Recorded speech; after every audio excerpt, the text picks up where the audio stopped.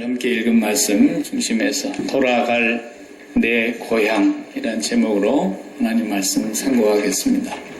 2주 전에 지난주 우리가 임 목사님 말씀 전하셨고 2주 전에 8장 1절에서 11절까지 우리가 보았는데 언약궤를 솔로몬이 다 지은 그 지성소 안에 모실 때에 하나님의 영광이 임재하시는데 구름이 덮이고 그곳에 아버지께서 임재하시는 그 영광 때문에 제사장들이 서서 섬길 수 없을 만큼 하나님의 영광이 강력하게 임재했다 그랬습니다. 하나님의 임재, 하나님께서 함께 하시는 것, 이것이 우리 인생의 제일 중요한 목적입니다. 우리가 사는 날 동안 어느 곳에 있든지 하나님의 임재를 느끼고 하나님의 임재를 경험하면서 우리가 살아야 합니다. 그러기 위해서 그 언약궤에 들어있는 그 말씀이 제일 중요합니다. 모든 육체는 풀과 같고 그 영광이 아무리 좋아봐야 풀의 꽃과 같은데 풀은 시들어지고 꽃은 떨어지되 여호와의 말씀은 세세토록 있도다. 그 말씀이 하나님 임재하시는 곳이고 언제나 하나님은 말씀을 통해서 역사하고 계시는 것이고 또 그 언약궤를 모시는 날 언약궤를 놓기 전에 번제단 앞에서 얼마나 많은 제물을 드렸는지 셀 수도 기록할 수도 없는 번제사를 드렸습니다. 하나님은 그 번제사를 받으시는데 바로 그게 십자가의 제사라 그랬습니다. 십자가에서 완성된 그 제사. 그래서 우리는 사도 바울이 로마서 12장 1절 이하에 보면 그러므로 사랑하는 형제들아 내가 하나님의 모든 자비하심으로 너희를 권하노니 너희 몸을 하나님이 기뻐하시는 거룩한 사한 제사로 드리라. 이것이 너희의 드릴 영적 예배다 그랬어요. 이 예배 가운데 하나님이 임재하시는 거예요. 그리고 그 예배 속에서 또 뭐가 있었습니까? 레위 자손들이 다 나와서 제사장들이 나와서 손에 악기를 들고 나팔을 불고 하나님을 찬양했다 그랬어요. 여호와는 선하시며 그 인자하심이 영원하도다. 구약의 찬송가의 대표적인 기절이죠. 여호와는 선하시며 그 인자하심이 영원하도다. 찬양하고 악기를 동원해서 하나님을 감사하고 찬양을 드리는 그 자리에 찬양 가운데 거하시는 하나님이 임재하시는 장면이 우리가 지난 2주 전에 보았던 것입니다. 오늘은 다 읽지 못하고 66절까지 못 읽었지만 34절까지만 읽었지만 그 전체의 내용이 기도입니다. 성전을 이제 봉헌합니다. 하나님 앞에 봉헌식을 하는데 기도를 올리는 거예요. 왕이 어디서 기도하고 있느냐면 왕은 그 지성소에 들어갈 수가 없죠. 자격이 없죠. 왕은 번제단 앞에서 제사를 마치고 번제단 앞에서 이스라엘 그 회중들과 성전뜰에 모여있는 모든 백성들이 서로 마주보면서 하늘을 향하여 손을 펴고 솔로몬이 기도했다 그랬어요. 그 기도의 내용이 7가지입니다. 마치 우리 주님께서 주기도문을 7마디로 가르쳐 주셨는데 꼭 기도의 형태로 7가지 대표 기도를 하는 거예요. 그래서 그 기도의 내용이 31절부터서 53절까지가 7가지의 대표 내용으로 기도를 하고 있다는 것입니다. 첫 번째 기도가 뭐냐면은 오늘 우리가 31절, 32절 읽은 내용에서 나왔는데 어떤 사람이 하나님 앞에 나와서 맹세를 하거든. 이 맹세는 뭐냐 하면 내가 범죄하지 않았습니다 라고 맹세하는 것이거나 또 어떤 사람이 죄를 지었는데 증인으로 서서 맹세를 하는 것이거나 이럴 때 맹세할 때에 하나님께서 그것을 보시고 저 사람이 진실로 바르게 맹세하는지 거짓말로 맹세하는지를 하나님은 아시오니 이 성전에 와서 맹세할 때마다 하나님께서 선한 사람에게 복을 주시고 거짓 맹세하고 하나님 앞에 범죄한 사람은 벌을 내려달라는 그 기도가 31절, 32절. 33절과 34절은 포로로 전쟁에 패해가지고 포로로 잡혀갔는데 포로로 잡혀갔을 때에도 이 성전을 향하여 바라보고 기도하면 하나님께서 그들의 죄를 사하여 주시고 응답해 달라는 기도예요. 35절, 36절 우리가 읽지 않은 부분인데 여기는 죄를 범하여 비가 내리지 않고 가뭄이 와서 모든 양식이 다 죽을 때 하나님 앞에 회개하고 이 성전을 바라보고 하나님 앞에 기도하면 하나님께서 하늘문을 열어달라는 것이었습니다. 37절에서 40절 네 번째로 여기에는 모든 기근과 역병과 전염병과 수많은 재해가 났을 때 이것도 또한 하나님 앞에 죄를 회개하고 성전을 향하여 기도하면 하나님께서 용서해 주시고 모든 질병과 재해를 거두어 달라는 기도였습니다. 다섯 번째는 41절에서 43절까지인데 비록 이방인이라도 먼 지방에서 여기까지 찾아와 성전을 향하여 기도할 때 하나님께서는 이방인의 기도라도 들어달라고 기도하고 있습니다. 그 다음 여섯 번째는 44절에서 45절인데 전쟁에 나아갈 때 전쟁터에서 어느 곳에 있든지 전쟁터에 나간 그곳에서 하나님을 향하여 성전을 향하여 기도할 때에 하나님께서 돌보아 달라는 것이었습니다. 일곱 번째는 46절에서 53절까지인데 전쟁에서 패하고 포로된 상태로 끌려가서 하나님이 진노하셔서 그 백성을 적의 손에 넘겨주었을 때 그럴 때라도 포로된 곳에서 이 성전을 향하여 바라보고 회개하고 기도하면 죄를 사해 주시고 그곳에서 다시 돌아와 이 성전에서 예배드릴 수 있게 해달라고 그렇게 이제 기도를 하는 거예요. 이것이 우리 인간이 만날 수 있는 모든 상황을 7가지로 정리해서 기도하고 있습니다. 주님께서도 주기도문을 7가지로 우리가 오후에 배우고 있는 그 7가지의 상황을 모든 상황에 대표하는 겁니다. 솔로몬이 바로 그런 기도를 하나님 앞에 드리고 있습니다. 하늘에 계신 하나님께서 이 성전을 보시고 계시니까 이 성전에 하나님의 이름을 두셨으니까 이 성전에서 들을 기도하는 소리를 하나님이 귀를 기울여 주시고 죄를 회개할 때 사해 주시고 하나님 앞으로 돌아오는 사람들에게 은혜를 베풀어 달라는 그런 내용인 것입니다. 다니엘도 우리가 잘 아는 대로 포로로 바벨론에 끌려갔지 않습니까? 그 오늘 기도 내용 중에 하나가 해당되는 거예요. 다니엘서 6장을 보면은 날마다 했어요. 그날만 한 게 아니라 매일 하루에 3번씩 예루살렘 쪽을 향한 창문을 열어놓고 하나님께 감사하며 기도했다는 거예요. 그게 자기의 일상이었고 포로의 땅에 가서 있었지만 하나님을 향하는 마음은 변함이 없었다는 걸 얘기하는 거예요. 어디 있든지 다니엘이 그걸 우리가 보여주고 있는 것을 압니다. 무슨 일이 있더라도 어디로 가서 어떻게 살든지 마음은 어떻게 성전을 향하여 있게 해주십시오. 왜? 성전은 하나님의 이름을 두신 곳이니까. 그 이름의 실체를 바라보는 마음으로 항상 성전에 있어야 된다는 거예요. 네. 옛날에는 좀 너무 열심히 지나치다 보니까 예배당의 마음이 가 있었어요. 그래서 이제 옛날 우리 부모님 시절은 보면은 예배당을 너무 소중히 여긴 나머지 예배당에서는 아주 무진장에 다 잘했어요. 예배당도 열심히 닦고 잡초도 뽑고 청소도 하고 예배당을 깨끗이 단장하고 근데 지금은 그러면 안 됩니까? 그래야 되죠. 지금도 예배당 청소 잘해야지 지저분하고 냄새나게 해가지고 되겠습니까? 그러나 예배당에 하나님이 계시는 게 아니에요. 네.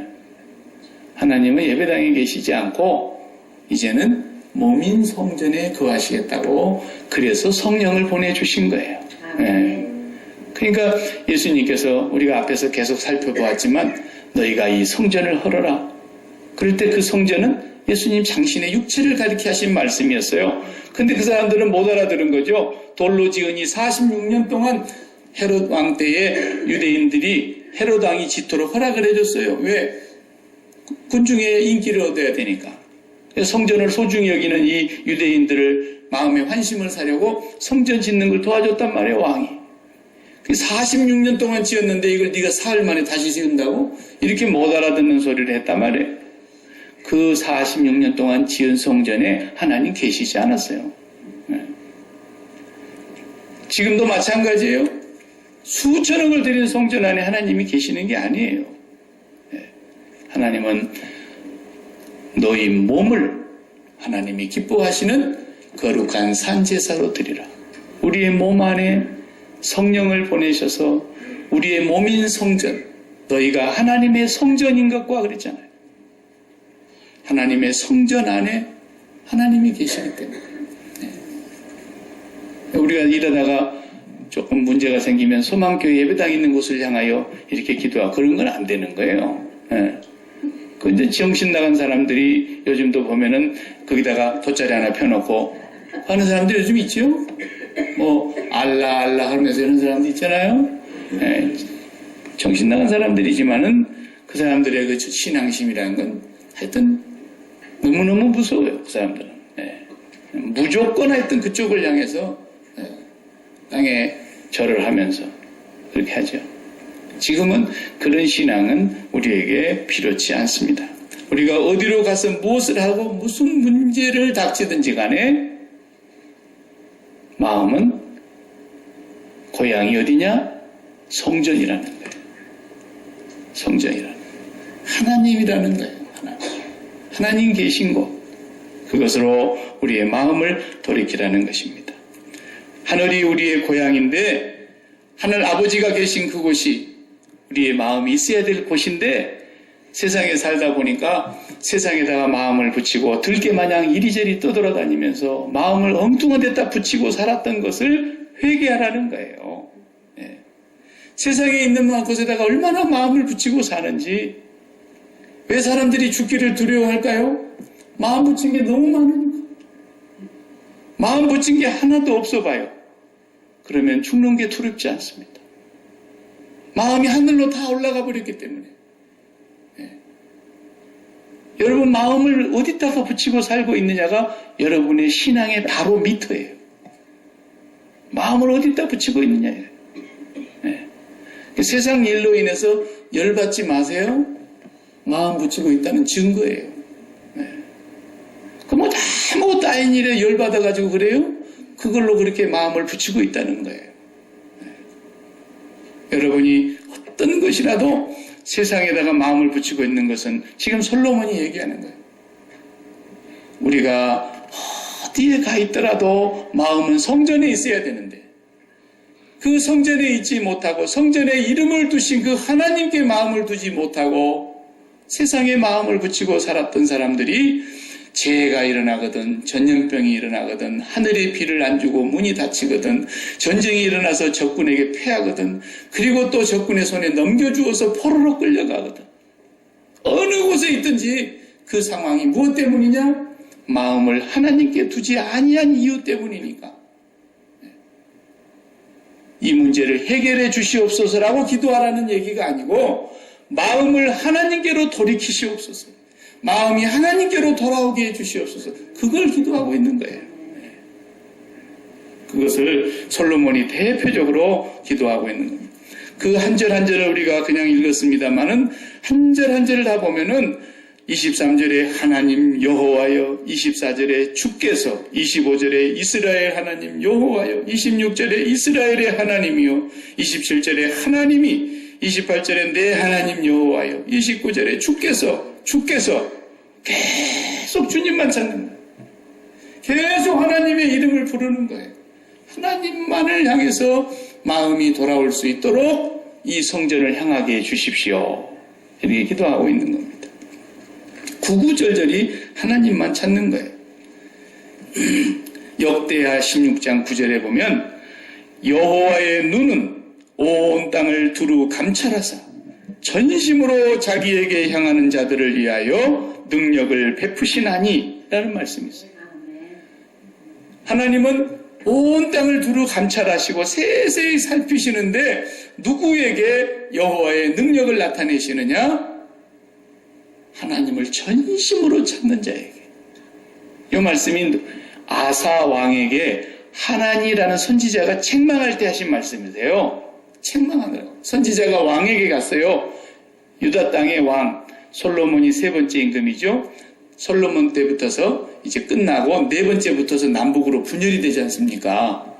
그래서 우리나라 꼭 대한민국처럼 쪼개져 버려요. 그래서 남쪽은 유다라고 하는 한 족속밖에 조그만 족속만 남고 북쪽으로 다 옮겨갔어요. 그 북쪽을 이스라엘이라고 불렀고 남쪽을 유다라고 불렀어요.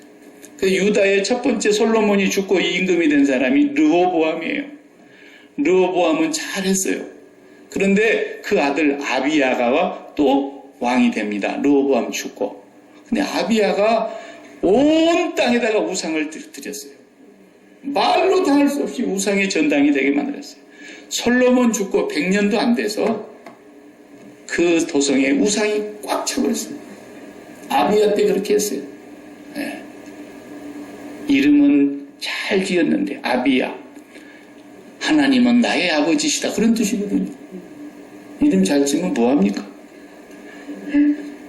그래가지고 이 왕이 온 땅에, 그리고 그 왕비가 얼마나 그 바알신과 아세라신을 좋아했는지 온 땅에다가 푸른 나무 아래 다 지었다 그랬어요.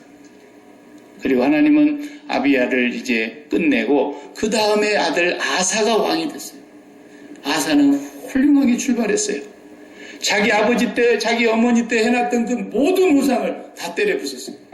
하나도 없이 다 뿌리 뽑았어요. 자기 어머니 태우죠. 태우. 어머니가 그 좋아했던 바알과 아세라 신상을 세웠어요.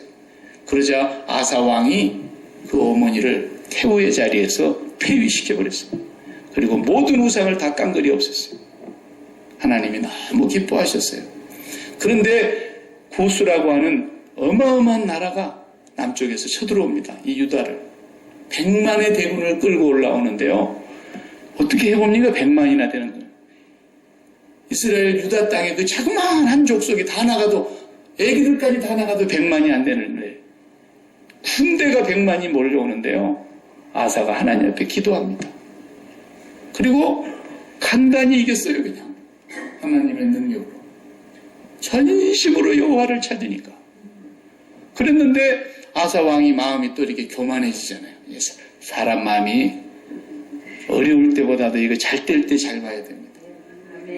여러분이 복 받았다 생각할 때가 조심해야 될 때입니다. 사업이 잘 나가고 형통할 때가 제일 위험할 때입니다. 저한테 누구 와서 잘 됐습니다 그러면 저는 더 엎드려 기도합니다. 저 사람 하나님 교만하지 않게 해달라고. 아사 왕이 너무 잘 되니까 교만해가지고, 그러니까 북쪽에 이번에는 동족이지만 북쪽이 전쟁을 일으켜가지고 바하사 임금이 남쪽 유다를 쳐내려오지 않습니까? 그냥 발발발 떠는 거예요.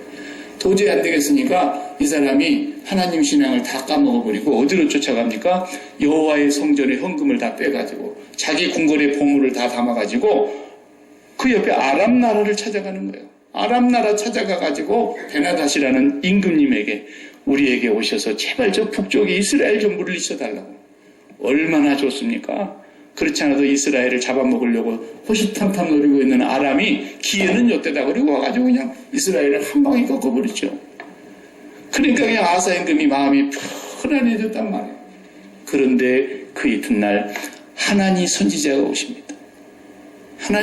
하나니라 그러는 선지자가 오셔가지고 아사 왕에게 하시는 말씀이 역대하 16장 그 9절 말씀이세요. 여호와께서는 온 땅을 두루 감찰하사 전심으로 자기를 향하는 자에게 능력을 베풀어 주시는 분인데 어찌하여 왕이 여호와를 바라보지 아니하고 페나닷 임금에게 가가지고 아련하면서 그런 짓을 했습니까? 이제 당신은 그 아람 왕에게 망할 겁니다. 그랬어요. 그래가지고 아사 왕이 무너지지 않습니까? 그렇게 처음에 출발이 좋았지만 마지막에 비참하게 끝났어요.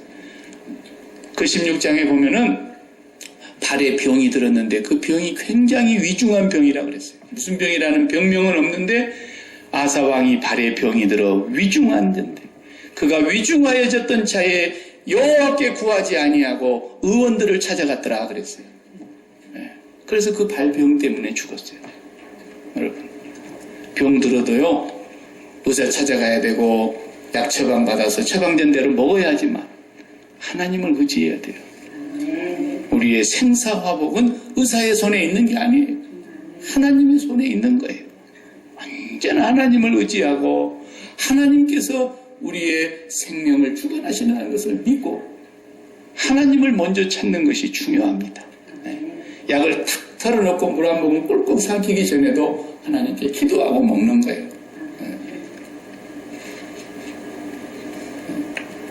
저도 그래요. 약이 우리의 건강을 책임지는 게 아니고 약이 들어가서 치료되도록 하나님이 다스려 주셔야 되는 거예요. 의사는 칼로 째는 거예요. 그리고 고장난 부분을 수술해서 붙여놓는 거예요. 필요 없는 건 떼내는 거예요. 다시 아물게 하지만 살이 붙게 하시는 분은 하나님이세요. 나는 그걸 어릴 적에 봤어요. 우리 교회 집사님 한 분이요. 배가 안 붙어. 칼로 째는 끝까지 안 붙어. 아니 맹장 수술이 그거 뭐 간단한 거 아닙니까? 근데 안 붙는 거야 배가. 붙어야 퇴원을 할 텐데 째는 자리가 꿰매도 안 붙고 계속 농이 흘러나오고 안 붙어. 이 사람이 마음에 지은 죄가 있었어요. 내가 그 얘기까지는 다 할 수 없지만 그리고 그 죄 지은 당사자하고 만나서 화해했어요. 정말 잘못했습니다. 눈물로 뉘우치고 잘못했습니다. 하나님 앞에서 그렇게 했어요. 딱 붙었어요. 이야 신기하더라고요. 나는 어릴 적에 그런 걸 보면서 참 하나님은 사랑의 하나님이시구나. 그런 거 하나 가지고도 하나님이 역사하시는 거예요. 하나님 사랑하시니까 그렇죠. 그냥 찌는데 잘 붙으니까 아무렇지도 않는 것 같죠. 하나님이 다 하시는 거예요. 방귀 하나 끼는 것도 하나님이 끼게 하시는 거예요. 방귀 안 나오면 밥을 안 주잖아요, 의사가. 매번 아침에 와갖고 물어보니 방귀 나왔어요? 그것만 물어보고 안 나왔어요. 그러면은 밥을 안 주는 거예요. 근데 딱 의사가 문 열고 들어오는데 얼굴이 싱글벙글 방귀 나왔어요. 방귀 나온 게 그렇게 좋은 거예요. 여러분 침 삼킬 동안에도 하나님 우리를 기억하신다 그랬잖아요. 욥기서에 보면 모든 건 하나님 손에 있는 거예요. 우울증, 디프레션 같은 거 있어요. 우울증이 왜 오는지 아세요? 그 오는 이유는 한 가지예요. 자기를 너무 중요하게 생각하기 때문에 우울증이 오는 거예요. 자기에게 너무 집중하니까 우울증이 오는 거예요. 자기를 너무 사랑하니까 우울증이 오는 거예요. 자기에게 계속 집중해봐요. 나를 괴롭혔던 그놈, 나의 앞길을 막았던 그놈, 내 이 인생의 길에 방해꾼이 되고 창의물이 됐던 그 일, 그 사건, 그러면서 계속 자기를 집중해봐요. 우울증 옵니다. 아시겠습니까? 자기를 집중하는 사람은 반드시 문제가 생기게 돼 있어요. 우리는 하나님께 집중해야 됩니다. 아무리 어려운 일이 와도 아무리 나를 괴롭히는 사람이 있어도 하나님께 집중하면 그를 우울증 안 와요. 네. 그러니까 우울증이 오면은 내가 하나님께 집중하지 않고 있구나 하는 걸 빨리 깨닫고 솔로몬의 기도를 생각하고 성전을 바라보라 이거예요. 그곳에 하나님의 이름이 있습니다. 하나님의 실체를 기억하라는 거예요. 무엇을 하든지 우리는 하나님 앞에서 한순간도 마음이 허탄한데 뜻을 두지 않도록 조심해야 됩니다. 고향을 찾아가는 건 참 좋잖아요. 연필 때 되면은 여기는 별로 그런 거 없지만 우리 고국은 정말 10시간이 걸려서라도 가는 거예요. 그렇게 차가 밀리는데도 가는 거예요. 왜? 고향이니까. 아직도 거기 어머니가 살아계시고 아버지가 있다라는 거예요. 아니면 돌아가셨을지라도 선산이 있다라는 거예요. 내가 태어났다는 것이. 그래서 고향 찾아가는 사람들이 그렇게 지치는 길을 가는데도 마음만큼은 고향에 가 있는 거예요. 고향 찾아가는 게 그렇게 좋은가 봐요. 성도의 고향이 어디겠어요? 성도의 고향은 우리는 여기가 고향이 아니라 그랬잖아요. 우리는 나그네이기 때문에 우리가 돌아갈 고향은 성전입니다. 성전. 예배 시간이지만 우리 계시록 한번 찾아보실래요? 성전이 뭔가를 한번 보여드릴게요. 계시록 21장. 성경 제일 끝이니까 뒤에서 찾으세요. 창세기에서 찾다 보면 예배 끝납니다. 요한계시록 21장은 22장은 바로 앞에 맨 끝장에서 바로 앞에 21장 21절 잊어버리지도 마세요. 21장 21절이에요. 거기 성전을 한번 찾아보세요. 그 12문은 12진주니 각 문마다 한 개의 진주로 되어 있고 성의 길은 맑은 유리 같은 정금이더라. 성 안에서 22절 성 안에서 내가 성전을 보지 못하였으니 이는 주 하나님 곧 전능하신 이와 및 어린 양이 성전이심이라. 아멘. 예, 천국에 성전이 있어요, 없어요? 없어요. 하나님 아버지와 어린 양이신 예수 그리스도가 성전이시더라는 거예요. 솔로몬이 지금 기도하고 있는 내용이 그 말인 거예요. 이 성전을 향하여 기도하거들라. 어떤 상황 속에 무슨 일을 만나두고 어디가 있든지 간에 비록 이방인일지라도 이 성전을 향하여 기도하거든 들으시고 사하시고 은혜를 베풀어 주옵소서. 하나님을 바라보라는 거예요. 어린 양 예수 그리스도를 바라보라는 거예요. 그분이 우리의 고향이에요. 그 고향을 들어가는 관문이 바로 십자가인 거예요. 그래서 그 십자가에서 예수 그리스도와 함께 연합하여 죽은 사람이 예수 그리스도와 함께 연합하여 부활하게 되며 새 생명으로 살다가 우리의 영원한 고향인 아버지에게로 가는 것이 성전이라고 말해요. 성전. 우리가 이 땅에 있으면서 매일매일 그 성전을 바라다 보아야 되는데 하늘의 성전은 눈에 안 보이잖아요. 하나님이. 그러나 오늘 우리 마음속에 이 땅에 오셔서 십자가에 죽으시고 부활하신 그 예수님 또한 성전이세요. 그 예수님을 성전으로 우리가 모시고 살라고 성령이 오셔서 우리의 몸을 성전 삼고 계시는 거예요. 그래서 우리가 산 것이 아니오 내가 산 것이 아니오 내 안에 그리스도가 산 것이라 그렇게 말했던 거예요. 이 예수 그리스도를 날마다 우리가 바라다 보면 예수 그리스도의 십자가의 죽음이 나의 죽음이었던 걸 믿고 예수 그리스도의 십자가에서 죽고 부활하신 것이 나의 부활인 걸 믿고 예수 그리스도와 함께 날마다 이 성전의 관문을 통과해서 아버지께로 가는 거예요. 마음이 거기 있습니다. 만약에 우리 자식 중에 하나가 우주선을 타고 케네디 우주센터에서 저 우주로 날아가갖고 지금 돌고 있다고 해봐요. 마음이 어디 있겠어요? 당연히 우주에 있죠. 밤하늘의 별을 보면서도 우리 애가 지금 돌아가고 있구나. 그럴 거 아니겠어요? 마음이 그렇게 올라가 있는 거예요. 그거라는 거예요. 어디에서 무슨 일을 하든지 하나님 보고 계시죠? 하나님 듣고 계시죠? 하나님 알고 계시죠? 이러면서 살라는 거예요. 그럼 하나님께서 우리의 삶을 다 돌보아 주실 거라는 솔로몬의 이 봉헌 기도를 우리가 지금 보고 있는 것입니다. 성도의 고향은 성전입니다. 그 성전은 아버지의 나라의 성전이었고 하나님이 성전이고 예수 그리스도가 성전이시더라. 사도 요한이 가서 보니까 진정한 성전이 하나님 아버지셨어요. 여러분의 고향이 다 있지요. 그러나 우리가 태어난 곳이 고향이 아니고 우리가 죽는 곳이 고향입니다. 왜냐하면 우리가 이곳에 나그네이기 때문에 우리가 십자가에서 죽는 그 자리가 우리의 고향으로 가는 관문인 것입니다. 성도는 그래서 땅에 고향이 없어요. 하늘이 고향이에요. 육신의 어머니 만나면 잠시 위로는 받을 수 있겠지만 어떻게 영원한 위로가 되겠습니까? 저는 이제 어머니가 안 계시니까 위로 받을 데가 없어요. 세상에서. 아무것에서도 위로가 되는 곳이 없잖아요. 우리는 고향 떠나와 버렸는데 고향에 가서 묻힐 것도 아닌데 성도는 이곳이 고향이 아닙니다. 날마다 우리의 십자가가 고향의 관문인 것을 기억하면서 솔로몬은 정치적인 것이나 경제적인 것이나 외교적인 것이나 국방이나 군사나 심지어는 우리의 삶 속에 일어나는 수많은 재해와 병까지도 통과해야 되는 왕의 위치에 있는 사람으로서 답을 가르쳐주고 있는데 하나님이여 내가 뭘 알겠습니까? 나는 어린아이라 출입을 할 줄도 모르지만 내가 이 성전을 하나님께 지었습니다. 하늘들의 하늘이라도 온 우주라도 이 성전에 하나님을 모실 수가 없을 것입니다. 아무리 성전이 큰들 하나님을 모실 수 있겠습니까?